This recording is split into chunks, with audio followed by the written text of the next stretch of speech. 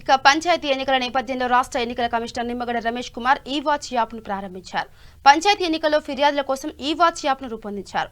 App ద్వారా నేరుగా ఎస్ఈసీకి ఫిర్యాదు చేసే అవకాశం ఉంటుంది. ఈ సందర్భంగా ఎస్ఈసీ రమేష్ కుమార్ మాట్లాడుతూ ఎన్నికలకు సాంకేతికత జోడించడం అనేది గతంలో కూడా ఉందన్నారు. టెక్నాలజీ ద్వారా పారదర్శకత, నమ్మకం కలుగుతుందని తెలిపారు. రాష్ట్ర ప్రభుత్వం నిఘా యాప్ను ఎస్ఈసీని సంప్రదించకుండా రూపొందించారని, నిఘా యాప్పై తమకు ఎలాంటి అనుమానాలు లేవన్నారు. ఈసీ అవసరాలకు ఈ-వాచ్ యాప్ రూపకల్పన చేశామని ఆయన చెప్పుకొచ్చారు. కలెక్టర్స్ ద్వారా చేయాలనుకుంటుంది కానీ మనం చేయలేరు, భయం. అంటే వాళ్ళకి ఎవరికైనా వాళ్ళ పిల్లలు కానీ చెప్పిన I think we'll take the support of district administration.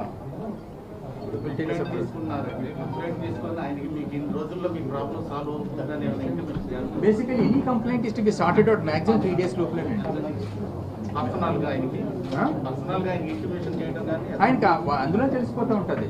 ఎక్కడ అప్లోడ్ చేసిన తర్వాత ఆటోమేటిక్గా కంప్లైంట్ స్టేటస్ ఆయన చూసుకోవచ్చు ఎక్కడ ఉందన్నది. మన పర్సనల్గా ఇంటిమేషన్ ఏమైనా అవసరం లేదండి. ఆయన సిస్టంలోనే ఆయన మొబైల్ ద్వారానే కంప్లైంట్ స్టేటస్ ఎప్పటికప్పుడు చూసుకోవచ్చు అండి. Not a problem. It is not been put to use. That is what we know. Okay, so this is actually taking care of all the features. I think there is nothing wrong in using it because it's been developed in-house. ఇందాక వారు అడిగినట్టుగా మొత్తం server మీదే, server అంతా కూడా SDC మీదే ఉంది. SMS gateway కూడా మనము ఏపీటీ మీ సేవ నుంచి తీసుకోవడం జరిగింది. సార్, ఇప్పుడు ఈరోజు ఈ కార్యక్రమాన్ని ముఖ్య అతిథి నేను కాదు, నేను ముందు వి నాగిరెడ్డి గారు ఈ వరకే ఆయన్ని ఈ ఎన్నికల్లో పాల్గొనడానికి ఒక స్పెషల్ అబ్జర్వర్గా ఆయన్ని ఆమోదం కోరటం జరిగింది. ఆయన కూడా ఆమోదించారు. వి నాగిరెడ్డి గారిని ముఖ్య అతిథిగా పిలుద్దాం అనుకున్నాం.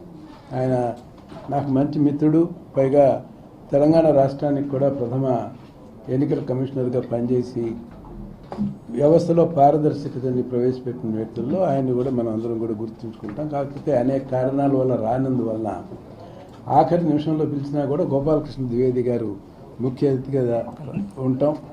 మాకు ఆనందదాయకం.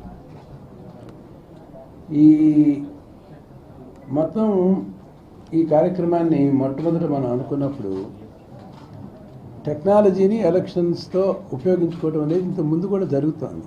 ఇది కొత్త విషయం కాదు.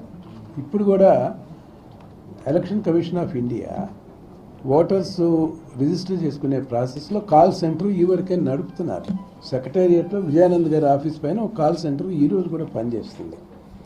ఆ కాల్ సెంటర్కి మనం ఎవరైనా అప్లికేషన్స్ పెట్టుకుని వాళ్ళ సమస్యలు చెప్పుకుంటే వాళ్ళు రిజిస్టర్ చేసుకుంటారు, దానికి సమాధానం ఇస్తారు. నా కంప్లైంట్ కూడా దాంట్లో ఉంది. నేను కూడా పౌరుడిగా నాకు ఓటు హక్కు కోసం అప్లై చేసుకున్నాను. అప్లై చేసుకున్నప్పుడు నాకు రాలేదు. నేను కాల్ సెంటర్ని అప్రోచ్ అయ్యాను. ఆ కాల్ సెంటర్లో నా కంప్లైంట్ కూడా ఉంది.